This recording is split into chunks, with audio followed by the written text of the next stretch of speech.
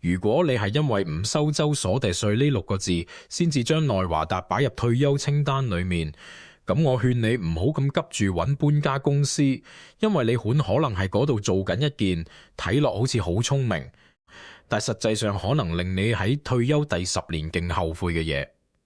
我先問你一個問題，你究竟計過自己一年可以省到幾多稅未？唔係網上嗰個零州所得稅嘅宣傳數字，係你自己舊年州稅表上面真正交出去嘅嗰個數字。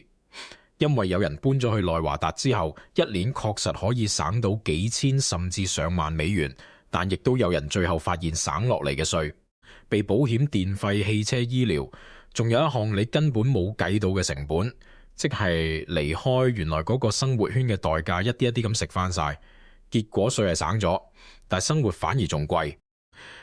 尤其如果你係由聖蓋、博谷、羅蘭江以灣呢啲地方搬過去嘅華人退休家庭，你可能以為自己只係換咗間屋，其實唔係，你係重新建立緊成個生活系統。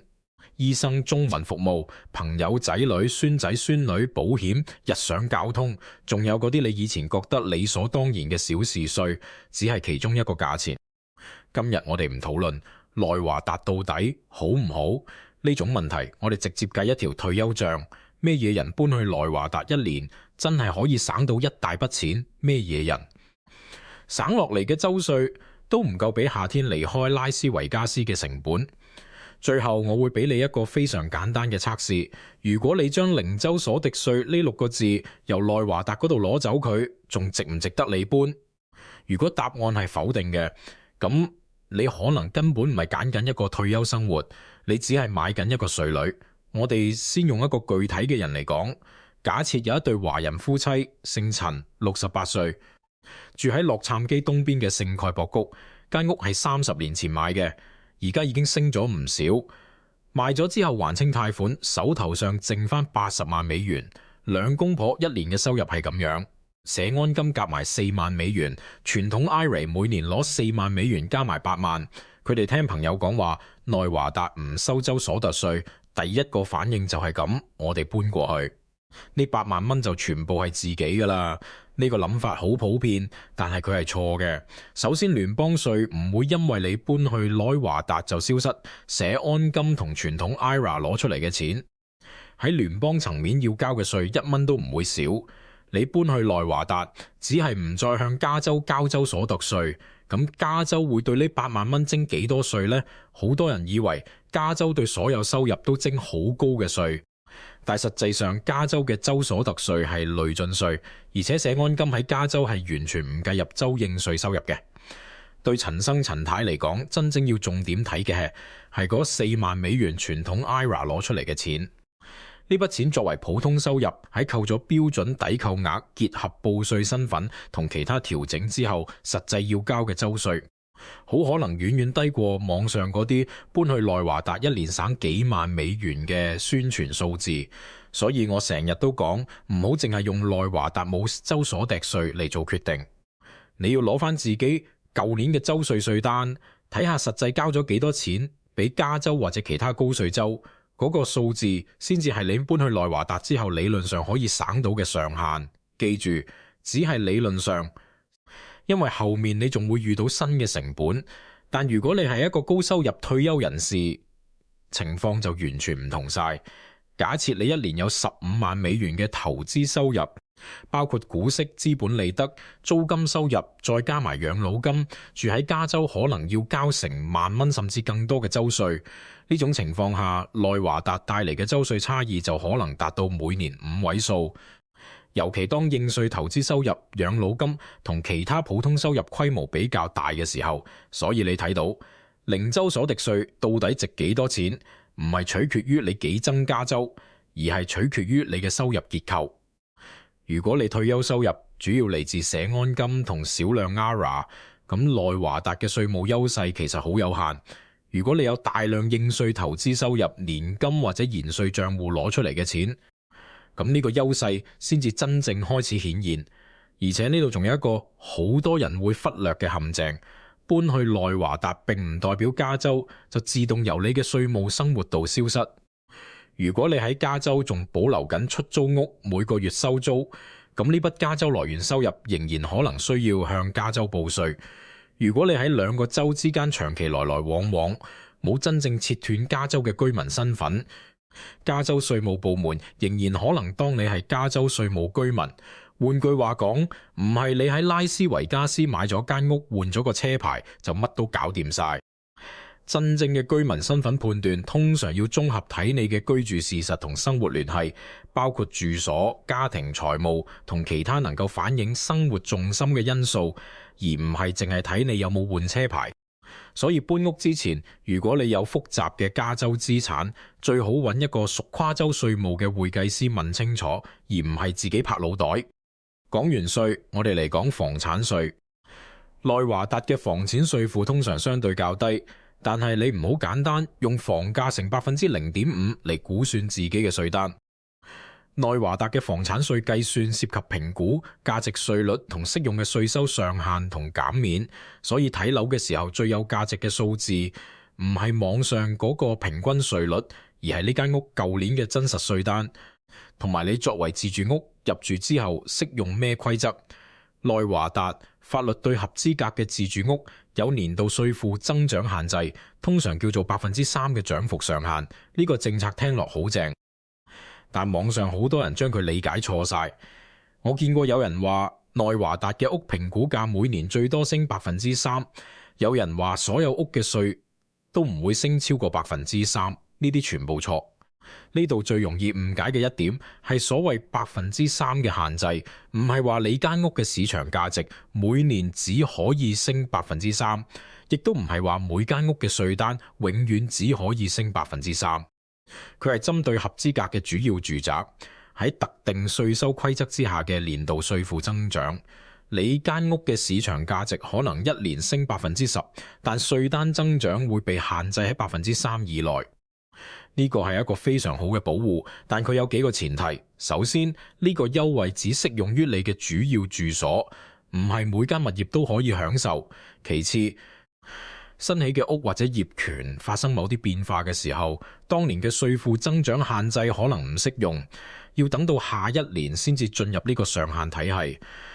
仲有，如果你買嘅屋之前係出租或者調空嘅，業權記錄變咗之後，你可能要重新確認自己嘅稅務減免資格，而唔係自動繼承上手業主嘅稅單狀態。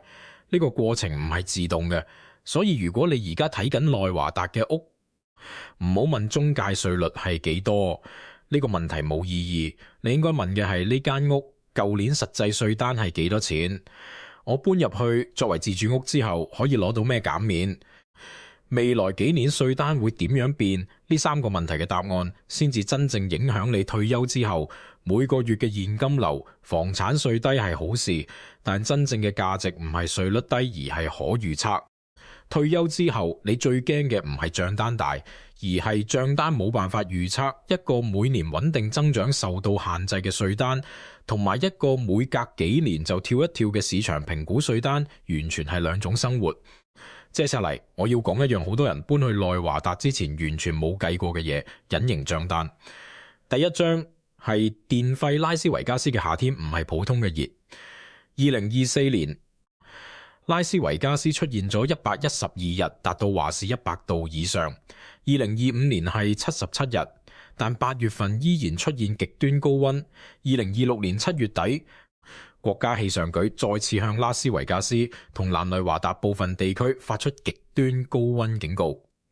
7月30日到8月20日呢一輪高溫過程入面，拉斯維加斯附近最高溫預報達到110華氏度以上，部分沙漠地區甚至可能超過115度。呢個城市嘅歷史最高溫紀錄係120華氏度。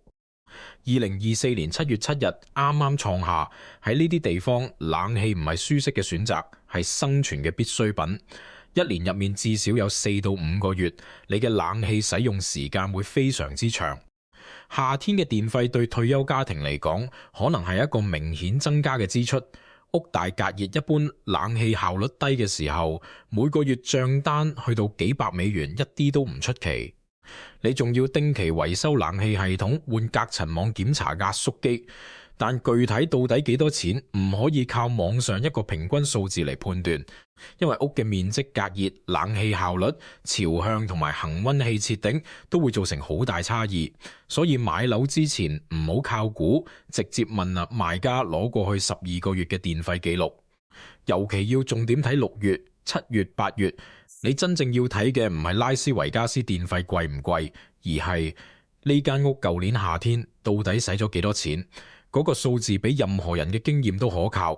第二章係保險，房屋保險呢幾年喺美國西部升得好犀利，內華達嘅房屋保險市場同樣受到全國保險成本上升嘅影響，但唔同城市、社區同房屋嘅情況差異好大，唔好將內華達嘅房屋保險市場同加州嗰啲高風險山區嘅保險危機撈埋一齊，兩者唔係同一個量級。你真正要做嘅係喺買樓之前攞到真實嘅保險報價，唔係中介嘅估算，而且最好係2到3間公司問清楚將來續保嘅風險。車輛保險亦都唔好淨係睇州嘅平均數。退休之後，你住嘅郵政編碼、年齡、駕駛記錄、車型同保險公司都會影響最終報價，尤其係拉斯維加斯都會區唔同社區之間嘅報價可以差好遠，所以最穩陣嘅方法係喺買樓之前直接攞住準備購買嘅地址同車輛資料，向2到3間保險公司攞真實報價。第3章係車輛註冊。內華達嘅車輛註冊費唔係簡單咁按當前市場價值成一個比例，佢有一套自己嘅公式，基於車輛嘅原廠建議零售價，攞其中嘅35%作為基礎估值，再按折舊計算，同時仲有政府服務稅同附加稅。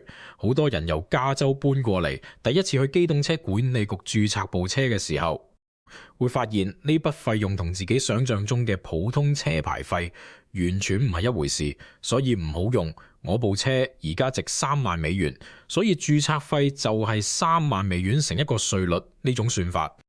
內華達機動車管理局嘅實際計算基礎係車輛最初嘅原廠建議零售價35%嘅基礎估值，折舊同相關稅費最簡單嘅方法就係直接用內華達機動車管理局嘅官方估算工具計算2部車10年嘅註冊費，夾埋唔係細數目。第4章係水費同景觀。拉斯維加斯喺沙漠度，水係一樣長期嘅變量。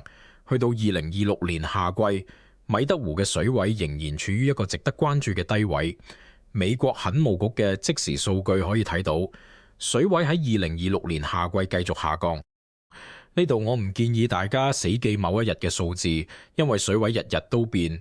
真正值得關注嘅係科羅拉多河流域嘅長期供水壓力仍然存在，但呢個並唔等於拉斯維加斯聽日就冇水飲。南內華達已經投放大量資金做節水、污水回收同供水機構設施，所以退休買樓真正要考慮嘅係未來水費、景觀維護同用水政策可能出現嘅變化，而唔係擔心某一日突然斷水。真正要注意嘅係科羅拉多河流域長期面對供水壓力，南內華達亦都持續實施極水同水資源管理政策。未來水費、景觀用水規則同社區維護成本會點樣變？而家唔可以簡單下結論，所以如果你買嘅係帶大片草地、泳池或者複雜景觀嘅屋，最好將未來維護成本單獨列出嚟，而唔係淨係睇房價。而家我要講一個更加根本嘅問題，高溫唔係天氣新聞，高溫係一種退休生活方式。你可以話自己唔驚熱，50幾60出頭嘅人身體仲硬淨，覺得熱就熱，反正有冷氣。但退休唔係住1年，你可能要喺度過70歲、75歲、80歲，身體會變，對極端溫度嘅忍受力都會變。呢個唔係單純嘅天氣問題。南內華達衛生區嘅2025年報告顯示，克拉克縣記錄咗284宗同高溫相關嘅死亡。2024年呢個數字仲要去到513宗。2025年嘅熱相關急症就診達到2217次，而且死亡同急症高峰都出現喺8月。所以對於退休人士嚟講，高溫唔係一句我驚唔驚熱嘅問題，而係一個需要長期管理嘅生活變數。我見過太多人2月去拉斯維加斯睇樓，企喺陽光嘅底下話呢個天氣好舒服，然後佢哋6月再返嚟，成個人都靜晒。所以如果你真係考慮搬去拉斯維加斯，唔好喺冬天做決定。你7月去租一間你準備買嘅同類型屋住2個禮拜，日頭開冷氣，下午揸車去買餸，傍晚試下喺小區度行下，睇下個電表行得幾快，睇下自己係咪願意未來20年都過呢種夏天。呢個測試比你聽20個房產片都仲有用。問題唔係你頂唔頂得住115度，問題係你願唔願意將1年入面最熱嗰幾個月變成一個主要依賴冷氣同汽車嘅生活方式。對好多退休人士嚟講，夏季戶外活動嘅時間會明顯向清晨同日落之後移。上晝晏啲到下晝，尤其遇到極端高溫警告嘅時候，好多人會自動減少戶外活動。你嘅社交活動會變成室內活動，打麻雀、去圖書館、行超市、去賭場，呢啲都冇問題。但如果你係一個曾意戶外散步、種花、放狗、打門球嘅人，拉斯維加斯嘅夏天會困住你喺室內。呢種生活方式嘅改變，對一個習慣咗加州4季嘅人嚟講，可能比你想象中更難適應。接下嚟我要講成條片最沉重，亦都最容易被忽略嘅部分——醫療。美國健康排名2025年嘅數據入面，內華達喺臨床醫療方面喺全美50個州入面排第49位。初級保健提供者方面，內華達每10萬居民大約有235.6個，亦都排喺第49位。注意呢個數字講嘅係初級保健提供者，包括醫生、執業護士同醫師助理等等，唔係單指醫生。2025年內，華達州議會相關聽證材料入面仲引用過一個數字，每10萬人約218個醫生。但呢個數字同美國健康排名入面嗰個235.6嘅初級保健提供者並唔係同一個統計口徑，所以唔可以攞2個數字直接比較高低。你只需要記住一個核心問題：內華達嘅醫療人手供應確實存在壓力。但係我唔想你淨係記住嗰個排名啊！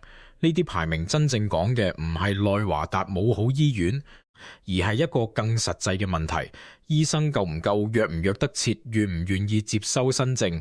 拉斯維加斯有大型醫療中心，有專科醫生，有學術醫療機構。問題唔在於頂尖醫療資源嘅存在，而係容量。退休之後，你最需要嘅唔係某個頂級醫院嘅存在，而係你可唔可以喺合理時間之內睇到醫生，約唔約到專科，使唔使等到幾個月？假設你而家60歲，身體幾好，每年驗一次，身間中睇下皮膚科，內華達嘅醫療可能完全夠用。但到咗75歲，情況可能完全唔同。你需要心內科、內分泌科、腫瘤科、眼科、骨科、康復科。你需要一個可以長期跟進你病情、了解你用藥記錄、願意花時間同你溝通嘅家庭醫生。到嗰陣時，醫生短缺就唔再係新聞入面嘅數字，而係你日日打電話約診嘅挫敗感。呢度仲有一個保險問題特別重要，好多人搬去第2個州之後，冇重新檢查自己嘅聯邦醫療保險計劃。如果你用嘅係聯邦醫療保險優勢計劃，即係私人保險公司管理嘅聯邦醫療保險計劃，你嘅醫療服務網絡係有區域性嘅。聯邦醫療保險優勢計劃嘅網絡同服務區域通常具有地域限制，所以佢同原始聯邦醫療保險嘅使用方式並唔一樣。如果你由加州搬去內華達，而原來嘅計劃唔覆蓋你新嘅地址，你通常會獲得一個特殊投保期，可以換新嘅計劃，或者返去原始聯邦醫療保險。所以問題唔係聯邦醫療保險會唔會跟你走，而係你搬過去之後一定要重新檢查當地網絡，唔好理所當然咁以為原來嘅計劃可以繼續用。如果你用原始聯邦醫療保險，通常可以喺全國範圍內睇接受聯邦醫療保險嘅醫生同醫院。補充保險就主要負責按照保單規則分擔原始聯邦醫療保險剩低落嚟嘅部分費用。但呢個唔代表搬去內華達之後一定容易約到醫生。醫生接唔接受新症仍然要單獨確認，所以你唔可以淨係睇排名，亦都唔可以淨係睇計劃類型。你一定要直接打電話去問。所以喺買樓之前，我建議你花一個下午做幾件事，打俾你嘅保險計劃，問清楚你將來住址附近有邊啲家庭醫生接受新症。查下心內科、腫瘤科、骨科呢啲關鍵專科嘅預約週期，再睇下最近嘅急症醫院係邊間，有冇長者急症服務。呢啲嘢比揀廚房台面重要得多。簡單講，先問保險，再問醫生，最後先買樓。醫療呢個問題對華人退休家庭嚟講又多一層。拉斯維加斯有成熟嘅亞裔同華人商業生活圈。春山路一帶係其中非常重要嘅區域之一，你可以揾到中餐、亞洲超市、中文服務同部分講中文嘅醫療同專業服務，呢點唔使懷疑。如果你只係間中想食餐似樣嘅中餐，去華人超市買餸，拉斯維加斯完全可以滿足你。但如果你係由聖蓋博谷、羅蘭江以灣或者法拉盛呢啲高密度華人社區搬過去，最大嘅變化往往唔係有冇中文服務，而係選擇有幾多距離有幾遠。但我想講嘅唔止係中餐同超市，真正令華人退休家庭頭痕嘅係另一個問題。老咗之後，你仲可唔可以用中文解決生活入面嘅複雜問題？後生嗰陣，你需要嘅係中文餐廳；老咗之後，你需要嘅係中文解決問題嘅能力。醫療解釋、保險申訴、聯邦醫療保險計劃選擇、藥房溝通、醫院賬單、牙科、房產稅、機動車管理局、銀行、法律文件、長期護理、緊急聯絡人呢啲嘢。如果你英文有效啊，每一樣都可能變成一座山。拉斯維加斯有中文服務，但密度同選擇範圍同洛杉磯、紐約呢啲地方完全唔同。真正嘅問題唔係有冇講中文嘅醫生，而係你需要嘅嗰個專科、嗰個保險網絡、嗰個具體社區揾唔揾到合適嘅中文服務。所以如果中文醫療服務對你嚟講好重要，唔好淨係喺網上搜索拉斯維加斯中文醫生。搬屋之前，直接將你將來最需要嘅幾類醫生列出嚟，逐個打電話去確認。而更深一層嘅問題係仔女喺邊度？假設一對60幾歲嘅華人夫妻喺洛杉磯住咗30年，仔女喺爾灣或者托倫斯，孫仔孫女喺附近熟悉嘅家庭醫生呢喺洛杉磯，朋友喺洛杉磯教會同社團都喺洛杉磯。然後兩公婆為咗省州稅搬咗去拉斯維加斯旁邊嘅亨德森。假設佢哋每年真係可以省到$3000州稅，但係當其中一個人72歲跌親，邊個去醫院？邊個揸車？邊個陪診？邊個照顧另一個老人家？邊個幫手處理保險？邊個喺緊急情況下2個鐘頭之內趕到？呢個成本好難寫落表格，但佢係真實存在嘅。退休搬遷唔係由一間屋搬去另一間屋，你係重新購買緊成個生活支援系統。稅只係其中一個價錢，醫療係一個價錢，夏天係一個價錢，離仔女遠係一個價錢，中文醫療資源不足亦都係一個價錢。真正嘅問題唔係內華達平唔平，而係對你呢個人嚟講，佢到底值唔值。所以喺搬屋之前，我建議你問自己5個問題。仔女最快幾耐可以到？如果兩公婆其中一個入醫院，邊個陪夜？邊個可以揸車送專科？邊個可以幫手處理保險？如果將來需要居家照顧，邊個係第一聯絡人？如果呢5個問題你一個都答唔出，咁你省落嚟嘅州稅，實際上係用嚟買一個更遠嘅家庭支援系統。我哋仲要講清楚，拉斯維加斯到底係一個咩地方？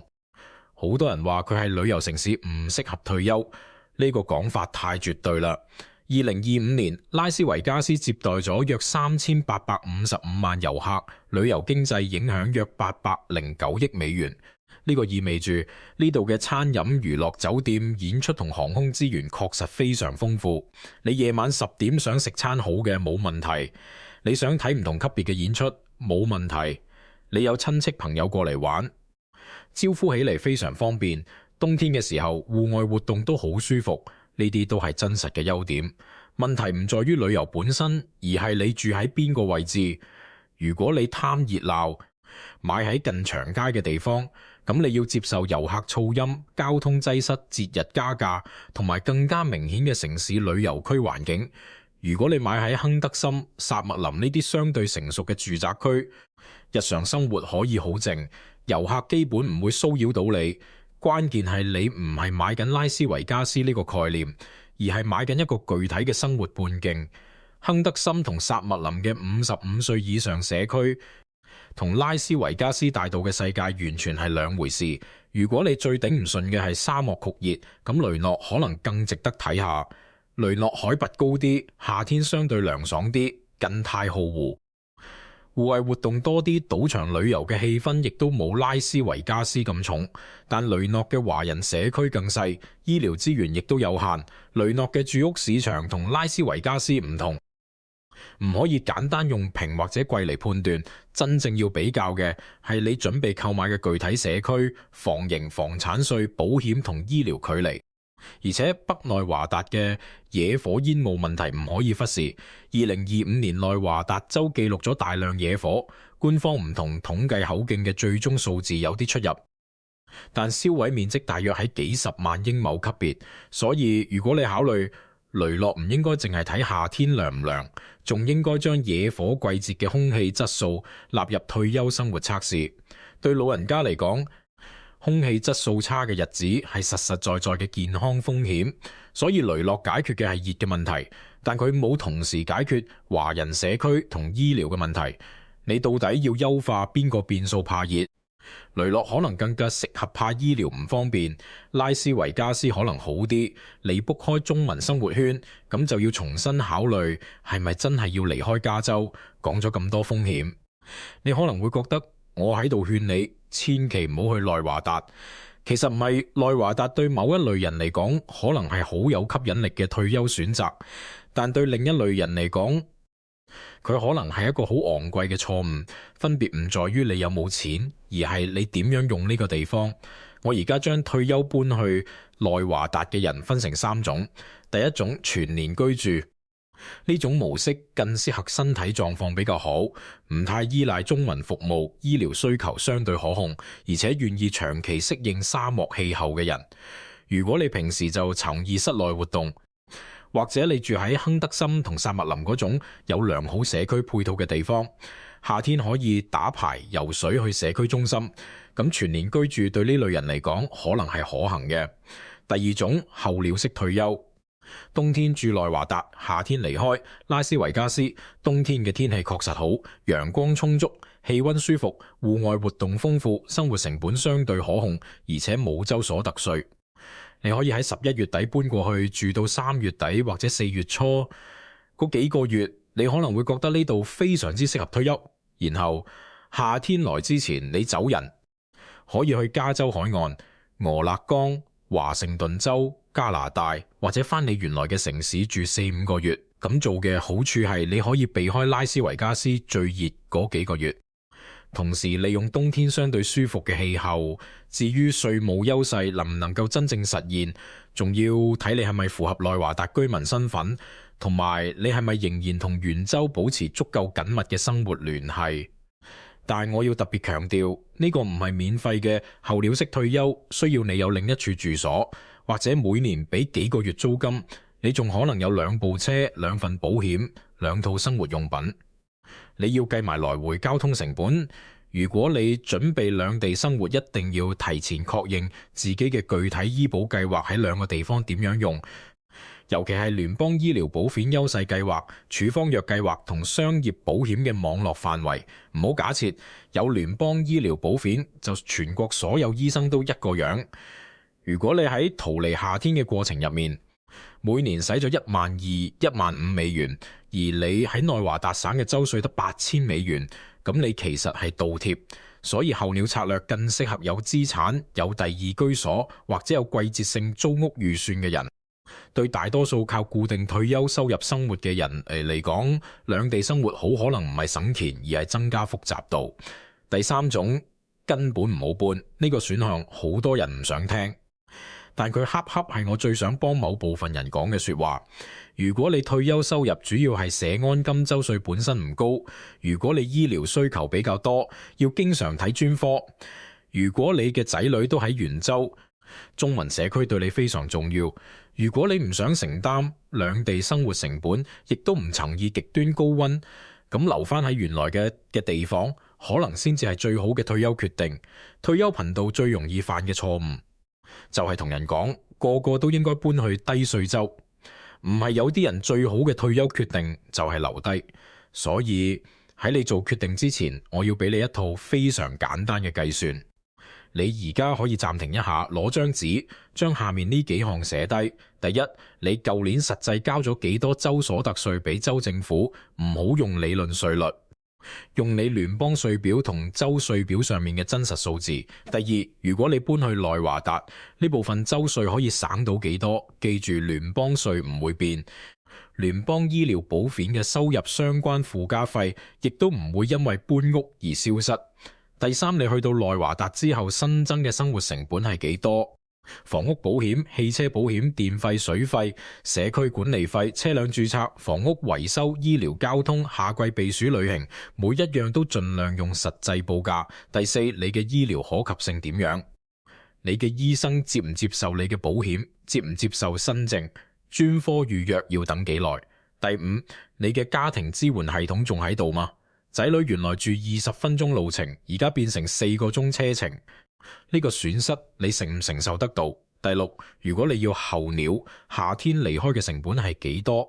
第七，唔好唔記得搬屋本身嘅一次性成本，搬家公司買樓交易費用、裝修家售、新車運輸、新保險按金，呢啲會喺第一年集中出現，然後計一條數，第一年真實收益等於你省落嚟嘅州稅。減翻新增嘅年度生活成本，再減翻一次性搬遷成本，長期真實收益等於每年淨節省成你預計住嘅年數，再減翻一次性搬遷成本。不過你要記住，呢條公式淨係計現金流，唔計房價升跌同投資機會成本。如果你想計得更加完整，仲要將加州間屋賣咗之後多出嚟嘅現金投資回報，同埋內華達間屋將來可能嘅升值或者貶值都考慮埋。今日我哋先唔計咁複雜，先將現金流搞清楚。仲有一個大坑，我一定要提。你好多人計數嘅時候，直接將加州間屋嘅賣價減翻內華達間屋嘅賣價，剩翻嘅就當成自己手頭上嘅現金。呢個係非常危險嘅。你賣嘅唔係120萬美元現金，而係一間屋。要扣返貸款餘額、經紀佣金、過戶費可能嘅維修同賣家讓步，仲要考慮聯邦層面嘅房屋出售資本利得，同埋你係咪符合主要住所出售嘅免稅條件。真正入到你銀行戶口嘅係賣屋淨所得，呢個數字同房價差係兩回事，所以房價差唔係現金差。你要計嘅係賣咗間屋之後，你實際剩翻幾多錢。最後我想講，退休決定最驚就係淨係睇一個變數。你見到零州所得稅就以為成盤數都平，你見到房價50萬就以為執到寶，你見到2月陽光明媚就以為一年四季都係咁。但係退休唔係一次度假，佢係一段可能長達20-30年嘅生活。你要為70歲、80歲嘅自己負責，而唔係淨係為而家呢個被省稅2個字打動嘅自己做決定。我俾你最後一個測試，你將零州所得稅呢6個字由內華達度攞走，然後問自己，我仲願唔願意搬去嗰度？如果你寵意嘅係拉斯維加斯嘅冬天娛樂美食方便，寵意嘅係內華達嘅房產稅結構同投資套利空間，咁佢可能真係適合你。如果你淨係因為稅務優惠先至睇呢度，咁我勸你再諗清楚，因為稅務優惠係真實嘅，但生活成本亦都係真實嘅。而家我想請你做一個選擇，如果你有2個選項，一個係每年俾少5000美元州稅，但離仔女4個鐘車程；另一個係每年俾多5000美元州稅，但醫生、仔女、朋友同中文社區都喺20分鐘車程之內。你揀邊個呢個問題冇標準答案，但佢可以幫你搞清楚你退休之後究竟將乜嘢當成財富。如果你已經搬咗去內華達，尤其係由加州搬過去嘅，我特別想聽下你嘅真實經歷。唔係中介同你講嘅版本，係你每個月坐喺餐台前面找數嘅時候見到嘅數字。房產稅到底幾多？夏天電費幾多？房屋保險有冇加價？醫療預約難唔難？有冇因為太熱或者太孤獨而後悔，或者調翻轉？你有冇覺得呢條數計落其實好抵？你可以在評論區分享你由邊度搬去邊度，每個月大概多咗或者少咗幾多生活成本，最大嘅驚喜同最大嘅後悔係咩？呢啲真實數據對而家做緊決定嘅人，比任何排行榜都咁有用。如果你覺得呢期內容對你有幫助，記得點個讚，訂閱呢個頻道，開埋個小鈴鐺。我哋以後會繼續做呢類真係幫退休家庭計清楚條數嘅視頻，唔吹唔黑，淨係講嗰啲你搬過去之後先至會知嘅嘢。多謝你睇到最尾，我哋下期見。